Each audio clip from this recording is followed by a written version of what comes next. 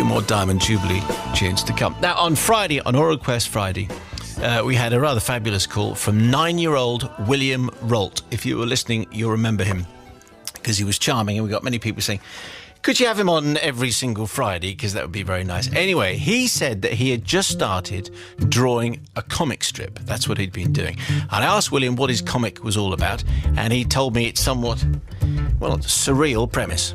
Just a weird one where there's a frog. It's the superhero and a toilet is the villain. Right, so the frog saves the world and the toilet is the baddie. Yeah. All right, the evil toilet and the super frog. What's it called, your comic? The Adventures of Super Frog and Brunel Bird. So, Super Frog and Brunel Bird it is, with an amphibian with superpowers and clearly a villainous toilet. So, let's find out about what skills William and others will need to make a success of his project. Garen Ewing is a comic illustrator and author of The Rainbow Orchid. Hello, Garen.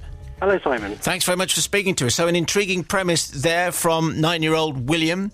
How important is that? He's got his idea, Super Frog and Brunel Bird. What do you think?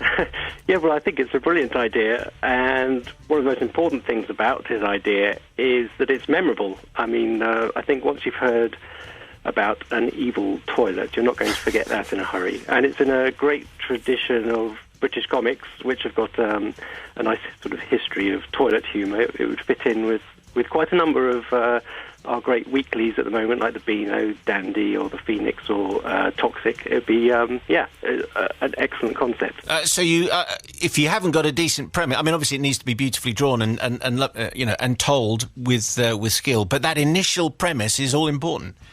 I think it is, yes. As I say, to catch the attention, that can be quite a good thing. But to keep the story going, which often comics do appear weekly, for instance, you really need the story to be good as well. So, I mean, you can have quite a really good idea, but if you don't have a good story or a plot and interesting characters to back it up, then it can quite often run dry before it's time. How important, Garen, would it be to be good at art? I imagine it is important, but what would you say? Well, yes. It's not actually... I mean, the most important thing is the story, and there are some great comics out there which have simple stick figures, but they're really engaging because they're funny, and the readers keep coming back for them. So it is important, and there's great comics that have really simple drawing, and there's great comics that have almost fully painted panels. So within that range, there's a lot of scope. Yeah. But the better you are at drawing, probably it's an extra thing to make the comic good, if you like. So what's the process then that you would follow, which maybe William could follow from start to finish? Well, I think there's probably as many different ways of making a comic as there are comic artists. But with the Rainbow Orchid, I tend to break the story down into pages at first. So I've already had the idea. I'll write out the script. So what's going to happen on each page? Then the script will be sort of breaking down it onto a panel-by-panel process, what happens in each panel, what each character says. Once you've got the script sort of printed out and on your table, all you really need is pencil and paper and start drawing. I do pencils first, then I ink it. Quite often comics have to be nice bold black and white inking and with colour because they're usually printed. And then I don't go to the computer until it's all drawn. When I scan it in, and that's when I use the computer for colouring and putting on the speech balloons, of course, right, which is the other very important vital ingredient of a comic. And if people want to see some of your work, your website is garenewing.co.uk. We put some examples on our Facebook page as well, which is Simon Mayo Drivetime. People want to see exactly what's happening. But how easy is it to make a living out of all this, Garen?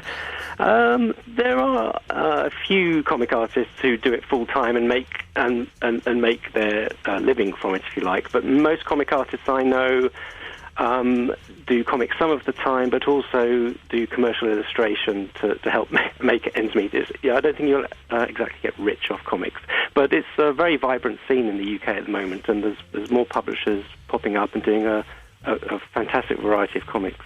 So William, where the story started, is 9 years old. What would your advice be to him if you wanted to take it further? What should he and anyone else who fancies themselves in this area do next?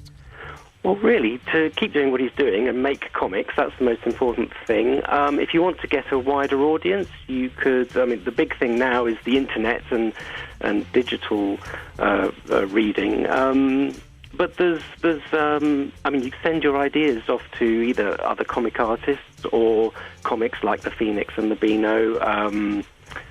Just keep doing it. But most importantly, I'd say, make sure you're doing a story that you really love yourself, that makes you laugh or you find entertaining or exciting, because comics can be a lot of hard work, and sitting down drawing every evening to get the story done takes a lot of concentration and time. Garen, thank you very much indeed. We appreciate you speaking to us today. Garen Ewing. GarenEwing.co.uk is his website if you want to have a look at some of his work. And as I mentioned, some of his illustrations there on our Facebook page, Simon Mayo Drivetime. Garen Ewing, thank you very much indeed. William Rolt, I hope that was helpful for you, sir.